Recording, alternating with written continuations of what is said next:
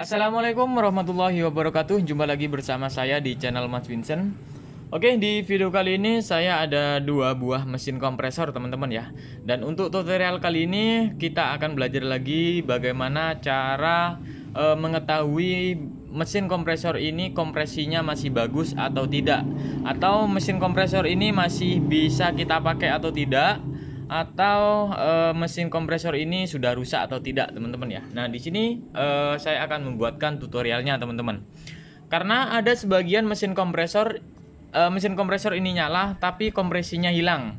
Nah ini yang kita bahas kali ini teman-teman. Makanya di sini saya membuatkan dua mesin kompresor. Nanti saya akan bahas semuanya teman-teman ya. Oke, kita nggak perlu lama-lama lagi. Kita akan coba nyalakan mesin kompresor ini dan kita akan lihat juga untuk ampernya berapa.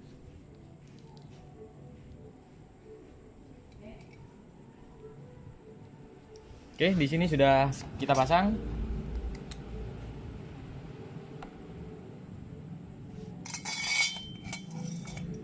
Kita pasang seperti ini. Nah ini kelihatan teman-teman ya. Oke, ini auto udah nyala. Oke, sekarang kita nyalakan. Oke, di sini saya bahas mengenai ampernya dulu teman-teman ya. Jadi ketika kosongan seperti ini tanpa beban, tanpa kita pasang kita pasang ke kulkas, di sini untuk ampere itu 0,5. Dan ini masih wajar atau masih normal teman-teman ya. Kemudian ada juga yang ampernya dari 0,3 sampai 0,5. Ada juga yang sampai 0,6 untuk kosongan ya. Jadi tergantung dari spool mesin kompresor itu sendiri dan juga kekuatan dari mesin kompresor itu sendiri. Karena di video sebelumnya sudah pernah saya bahas ya mengenai kode-kode mesin kompresor. Itu kalian bisa pelajari. Oke, di sini sudah tertera di sini 0,5 ampere. Artinya di sini masih normal. Dan sekarang kita akan cek kompresinya mulai dari pipa hisapnya, teman-teman ya. Jadi di sini ada dua pipa hisap, ini ke bagian evaporator dan di sini untuk pipa pengisian. Kalian bisa memakai dua-duanya nanti ya, teman-teman ya. Ini kalian bisa pakai yang mau buat ke evaporator, ini juga ke pengisian itu boleh. Nah, di sini untuk pipa hisap, di sini coba kita akan tutup.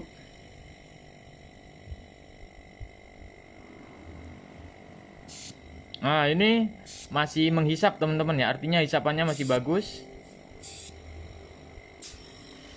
Oke, di sini hisapnya masih bagus. Kemudian kita cek kompresinya nih. Jadi ada dua cara untuk cek kompresi ini masih bagus atau tidak. Biasanya paling sering saya gunakan itu saya hanya menggunakan tangan saja teman-teman ya. Jadi kita coba tutup seperti ini. Nah ini ya, saya tutup seperti ini.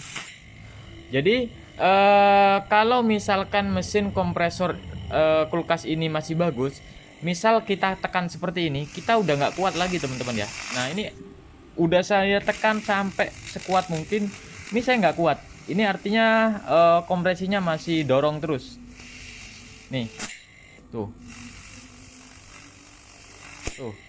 Nah, ada juga kalau misalkan kompresi ini sudah lemah. Biasanya kalau kompresi sudah lemah, ketika saya cek menggunakan tangan, itu meskipun kita kayak gini nih, udah kita kuat. Jadi kompresinya ini udah loss. Nah, kenapa bisa nggak hilang kompresi?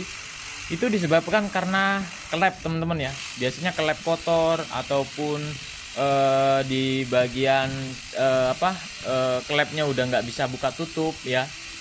Itu kalian bisa lihat di video saya. Nah, ini sudah paham teman-teman ya. Nah, ini sudah paham. Kemudian bagaimana kita memakai manifold seperti ini.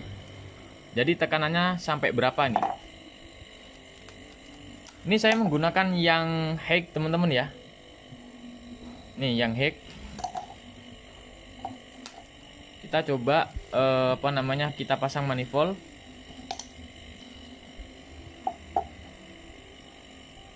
Oke, seperti ini. Coba kita pasang.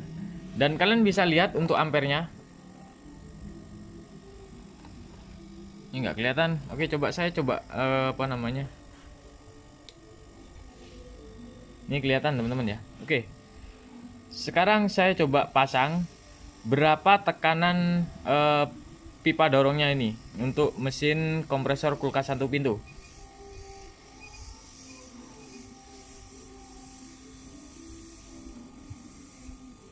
Oke. Untuk ampere ini semakin naik.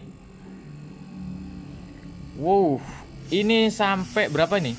Tadi sampai 250 PSI. Ini masih bagus. Hampir 300 ya tadi. Nah, ini kenapa saya nggak saya fullkan? Karena gini, kalau misalkan tes secara seperti ini, nanti yang kalah itu kelep nanti teman-teman ya. Nanti kelep yang kalah. Kemudian di sini ampere semakin naik, dan ketika ampere semakin naik, maka overload akan memutus arus ke mesin kompresor. Maka mesin kompresor ini akan mati. Nah, jadi caranya seperti itu. Berarti untuk kulkas untuk mesin kompresor kulkas 1 pintu, tekanan kompresi itu yang bagus itu melewati 200 sampai 250 PSI. Ya, di sini saya coba ulang lagi.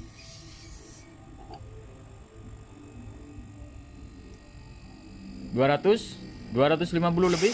Nah, tadi ya. Ini saya langsung buka. Karena nanti kalau misalkan kita paksa sampai full berapa kompresi ini, nanti yang kalah itu di bagian klepnya teman-teman ya. Nah, itu nanti akan merusak ke bagian klep. Biasanya klep itu bengkok gitu. Oke, di sini kalian bisa tahu ya. Dan sekarang kita akan bahas penyebabnya kalau misalkan hilangnya kompresi itu apa.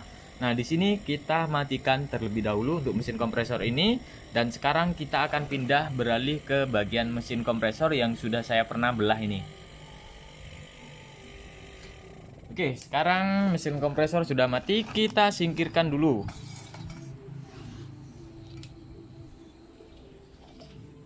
Oke, di sini ya.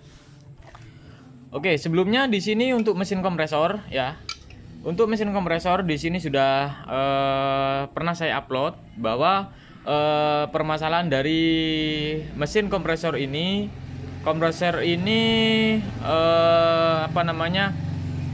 kompresinya hilang. Nah, itu disebabkan karena klep ya. Karena klepnya udah kotor, udah ada yang rompal juga, ada yang kemakan ya. Makanya di situ kemarin saya langsung pakai lem porting. Nah, kebetulan ada saran dari teman-teman subscriber disuruh pakai lem porting, dan ini nanti akan saya coba. Nah, untuk penyebab mesin kompresor macet kemudian kompresi hilang, itu kalian bisa kita menggunakan cairan atau cairan gas ataupun apa. Ini kita masukkan di sini. Ini kita masukkan seperti ini, seret di sini. Nah, kemudian masuk ke bagian sisi sini. Nah, ini saya coba akan buka ya teman-teman ya. Di sini akan saya buka dan saya akan coba ambil kunci dulu teman-teman ya. Oke, di sini saya menggunakan kunci 7 ya. 7 di sini saya akan coba buka supaya kalian bisa tahu.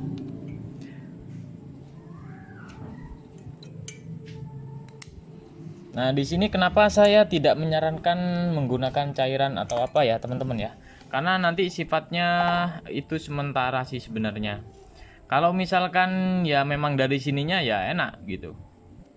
Tapi kan kita nggak tahu ya di bagian klep ini kotor atau enggak. Karena kemarin untuk video yang sebelumnya, sebelum ini nanti itu kalian bisa lihat.